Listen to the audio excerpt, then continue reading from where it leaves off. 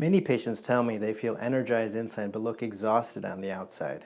Upper eyelid heaviness, lower eyelid bags, dark under eye circles. The eyes are among the first areas to be affected by aging, and this makes us look tired.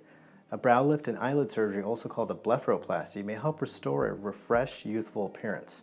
Heavy upper eyelid hooding may be caused by low brows, in which case a brow lift is an ideal procedure. An upper eyelid blepharoplasty may remove excess skin and create a smoother eyelid. Lower eyelid bags may be removed without an external incision to create a flatter eyelid contour.